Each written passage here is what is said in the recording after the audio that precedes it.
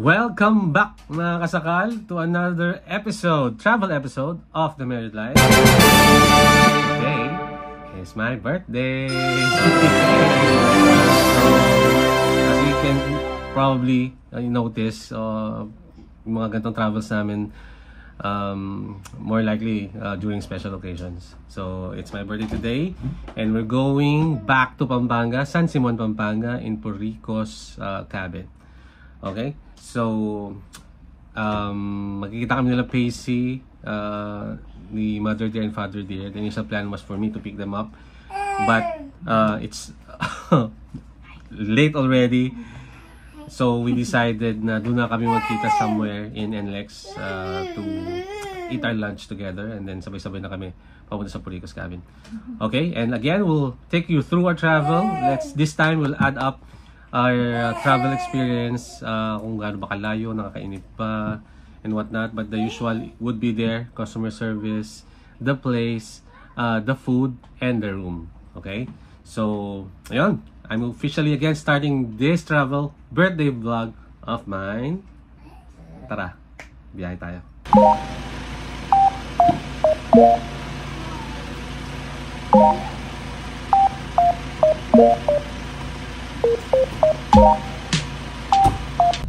Time check, it's 10:51 a.m. and the travel time according to Google Maps is 1 hour and 57 minutes.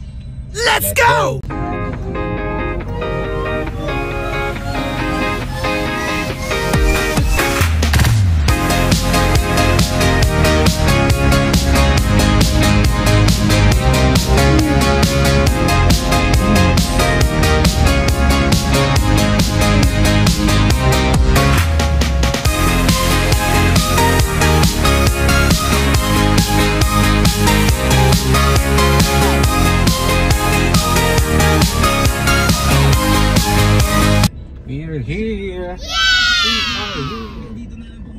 Touchdown, Puricos cabin. Yes. Ano yung name job? Saliwan.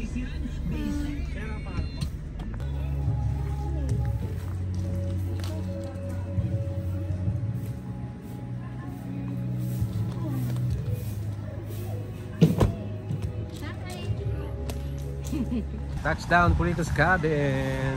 We are here. Wow!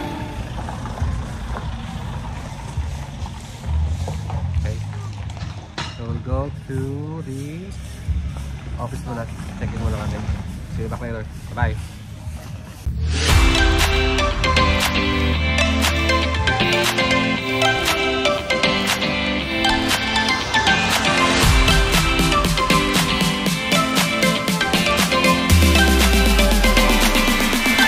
We just checked in and here's our place. So nice. Cabin Jelly. Okay. So sila mama and PC on the way pa lang sila. Medyo traffic kasi sa Bigotan talaga. They'll be here soon. So let's check out our cabin.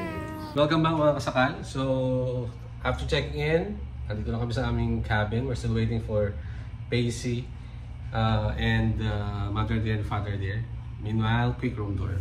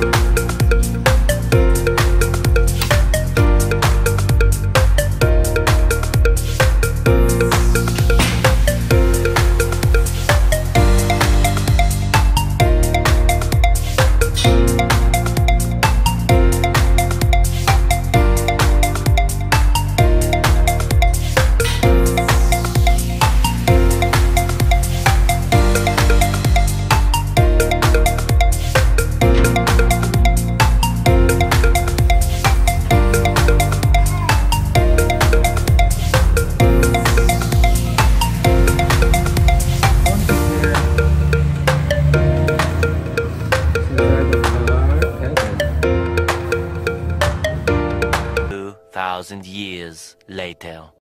Alright, Team Stripes. The fandom is here. We are again at Purico's Cabin. So off to a late lunch. It's time check. It's 3 p.m. We're going to the restaurant. Okay, see you there.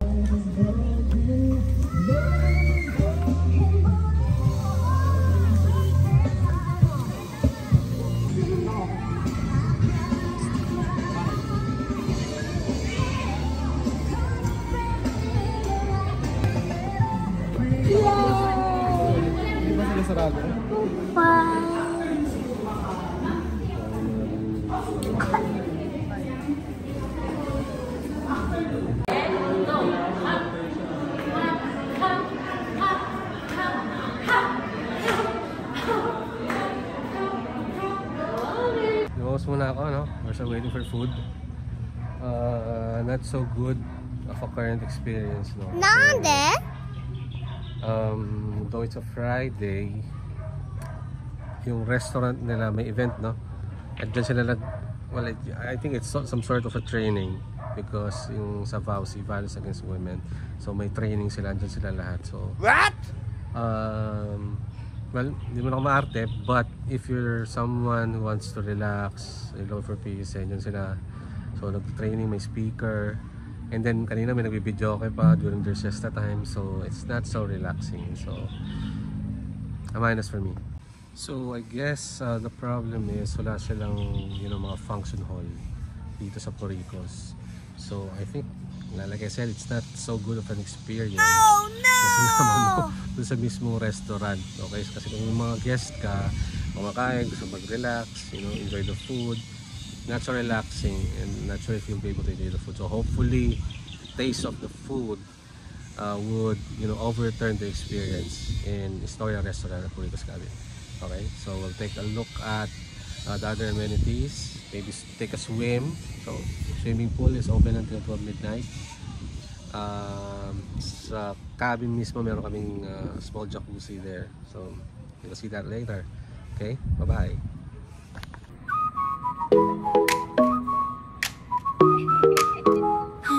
We're still waiting for food. Oh so matagal, my but goodness! we found a very, very good spot. Wow! Perfect for picture taking. This is a plus for Purico's Cabin. Kasi alam mo naman itong isang to, mahilig sa picture. So it's a good spot for picture. Cute.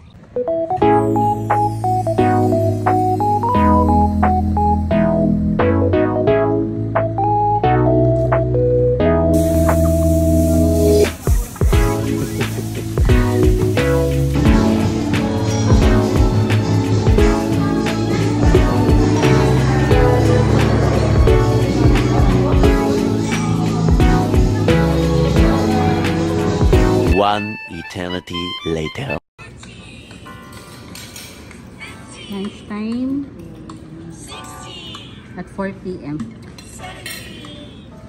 Birthday. Disappointed. Gutom na eh. A few moments later. Birthday to you.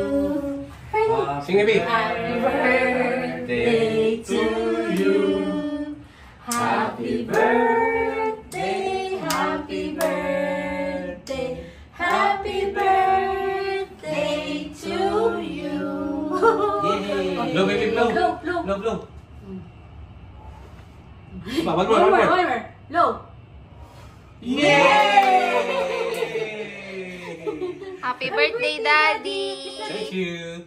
Kiss Daddy. Kiss. Galing!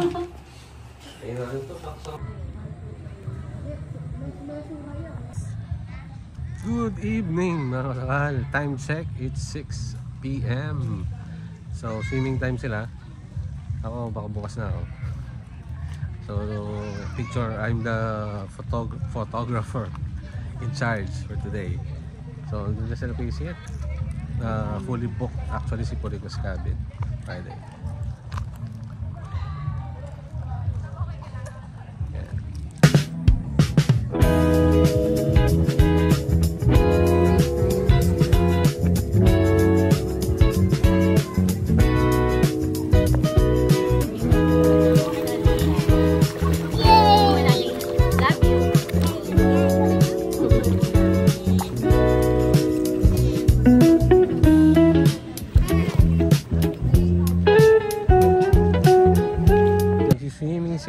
mga kasakal. So dito muna tayo tambay.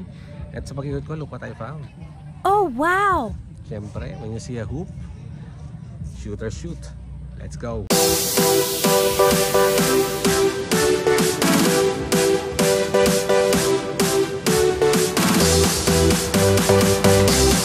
That's awesome!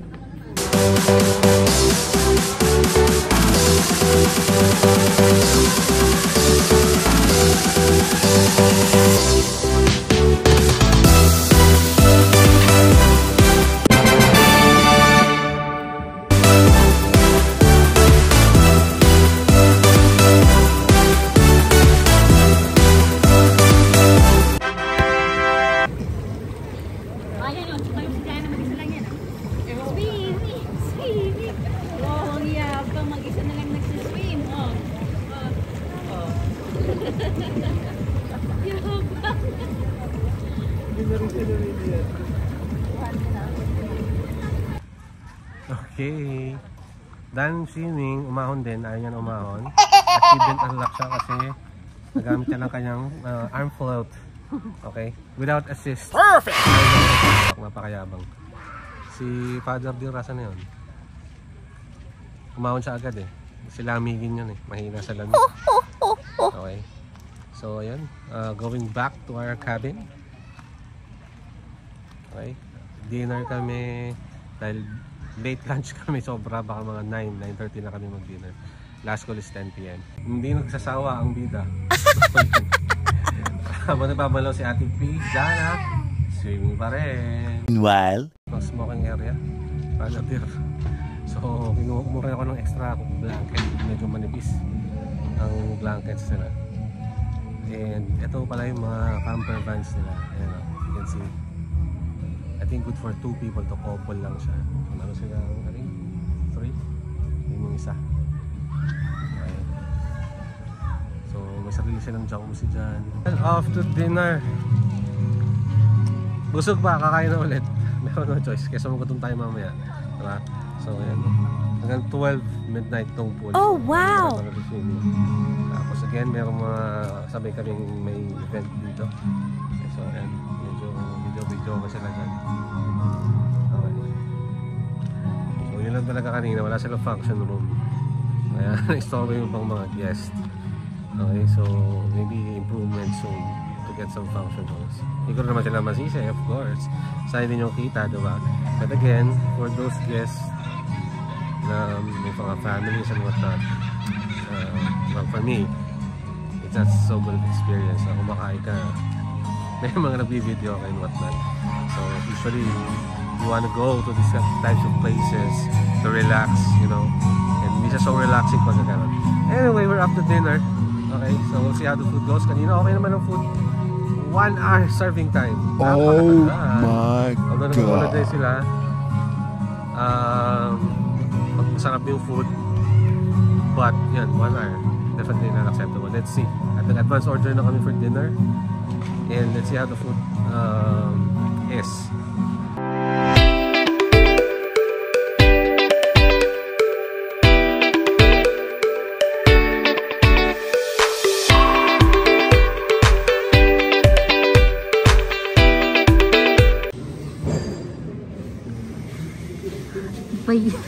Hi, pretty girl!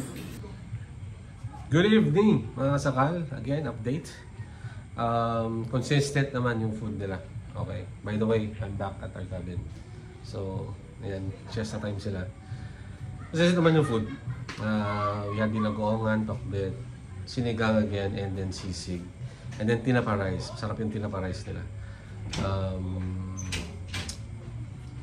Yung serving time lang talaga nung lunch. Doon lang talaga nagkaroon ng issue.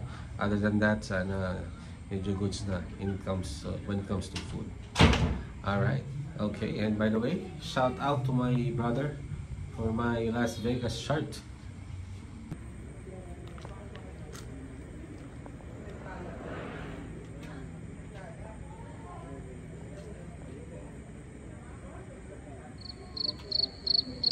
the next day.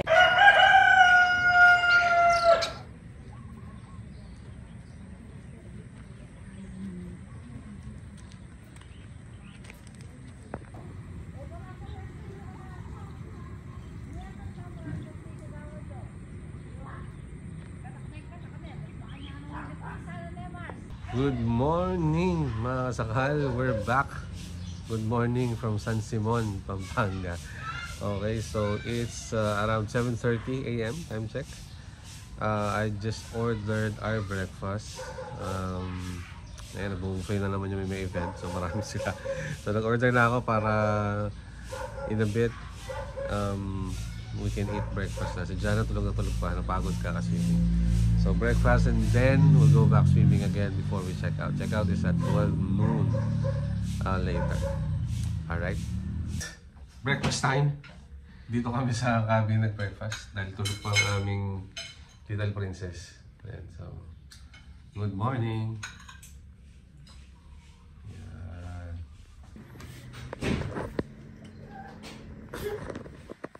Morning. Morning. Haba ng sleep mo.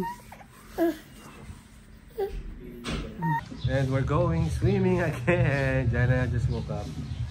And swimming na daw ulit. Okay, so we're going back to the main pool. We're going to continue swim before we check out later. Okay, bye-bye. Go, swim! Ay, ang yabang. Swimming! Close your mouth. Close mouth.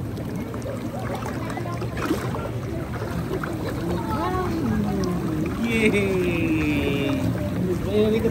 Again, swim again. Swim. Oh. Very good na.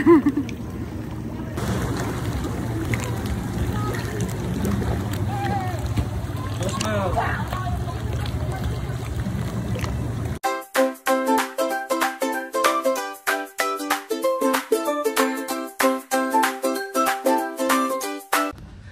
Just done with swimming. And ito ulit si Jana. Since ito ang kanyang staging station.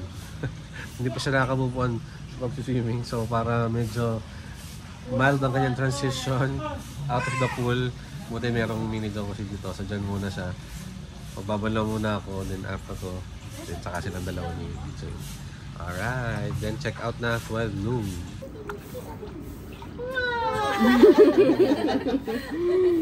Bubbles! Bubbles! Ganda! May bubbles na. You like it? I do. High five. We are done with this short travel trip. Traveling back to Manila, actually to Bacoor, Cavite. But we'll be staying at our parents' house in Taguig for tonight. Go home tomorrow. So pati yung mga ibang guests. So check out time na. Okay? So Check out. we'll do a review once we get home. Okay? Bye-bye! Bye.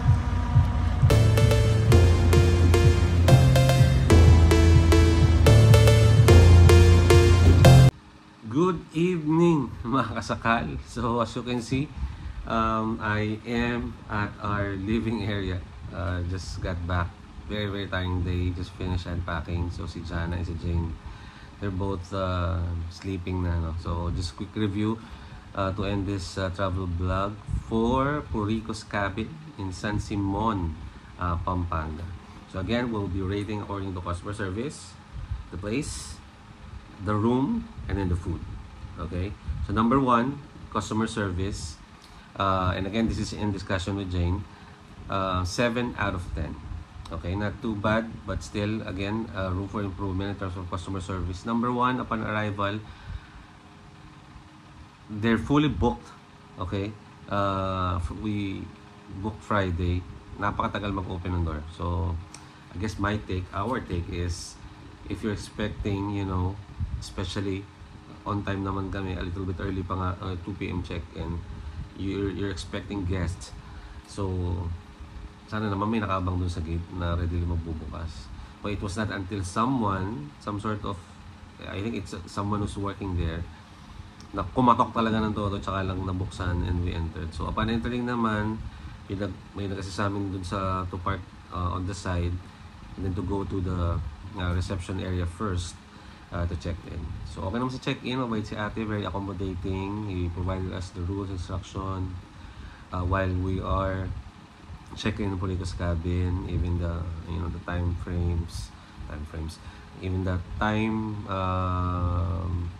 availability of the restaurants, the pool, and whatnot. So okay naman siya. Again, another opportunity in terms of customer service is we never got through intercom. Okay, so intercom ang communication nila, and if my memory serves me right, is 6:02 for the restaurant, and then 6:03 for housekeeping. So si reception hanggang 5 PM lang siya, but we didn't really contact reception. So si housekeeping, because we were actually requesting for extra mattresses, extra pillows, and extra kumot, no, but we never got through. The same thing with the restaurant. Okay, I know they're busy. Sabi nga nila fully booked daw sila. You'll see on the video, may event kaming kasabay doon. Marami sila. There's on some kind of a training seminar, and then marami rin itong mga groups. Again, fully booked talaga sila. But of course, there's no reason for you not to be able to answer. Okay, especially we didn't attempt just once, so several attempts. So we ended up just going to the restaurant and ordering. Okay, so 7 out of 10 for this cabin in terms of customer service, and hopefully something that you guys will improve on.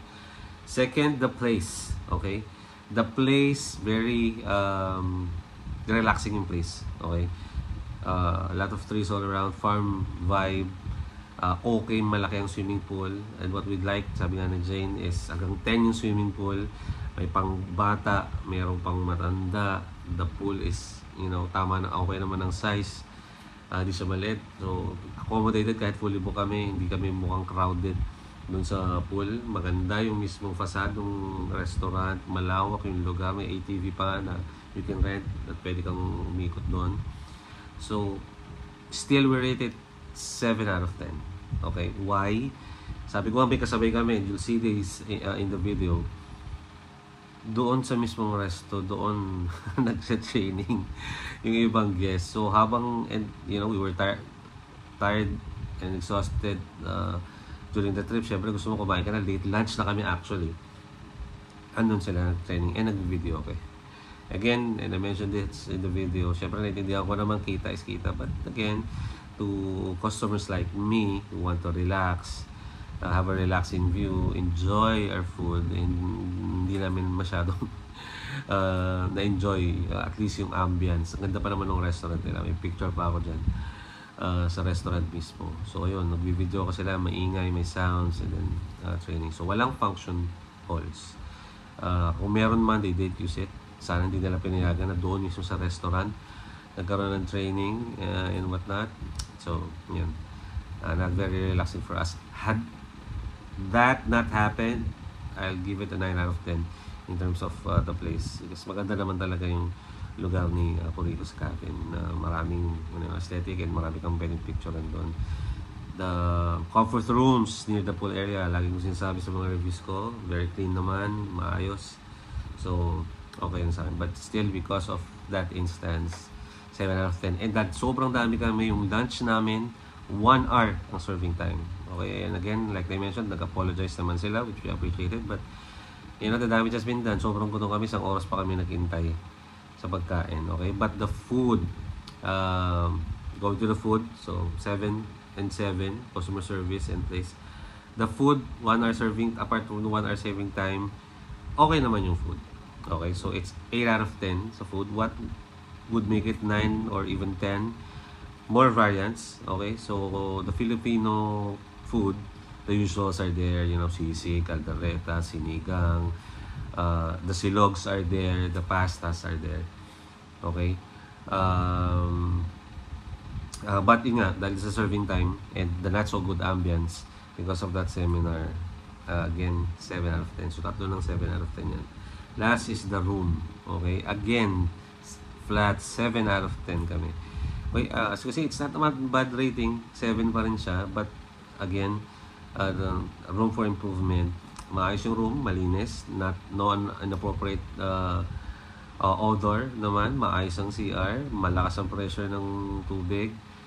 May mga utensils, okay? Again, no complimentary coffee, no complimentary water. Water kailangan bumili, 70 pesos yung isang galon, which obviously hindi namin maubos yun in an overnight stay. Coffee, wala complimentary, obviously because they wanted you to buy sa restaurant. Okay, and ang coffee is, cheapest is 170. I think yung black coffee nila, but yung mga salted caramel nila and yung latte nila 220. Okay, so lalo na kami mahilig kayong magkape after dinner and early in the morning. So yon, additional cost talaga siya. Okay, so overall rating for Puricos Cabin, San Simon, Pampanga is 7 out of 10. Okay, still a good experience. Enjoy ko. It's my birthday. So, important is kasama ko yung family ko. And, yun, nakapag-enjoy na kami. Relax for a day. And then, ayun, masaya naman. Okay. And yung pala, yung cake, good customer service din. May 1,000 na corkage. But regardless of how many food that you'll be bringing, kung may dala ka, 1,000 lang siya. So, sabi nga ni Jane, pwede pa pala, magdala ka na, kung gusto mo dun magluto, 1,000 din lang naman, mas makakatipid ka. Pero kasi kami, ang style namin, when we go out, syempre, ayaw na namin ma-hassle pa. Okay, but yun nga, yung mga init-init ng food, may microwave naman. Okay, may kettle, but again, yun nga, wala namang coffee. So, hindi rin namin nagamit yun. Okay, but nung kumain kami ng lunch, actually breakfast in the morning, nagamit naman namin yung mga utensils and all that. Okay, so that's it. Thank you, Puricos Cabin. It was an experience, but again, room for improvement. Okay, and hopefully it's something that you'll take a look at in the future.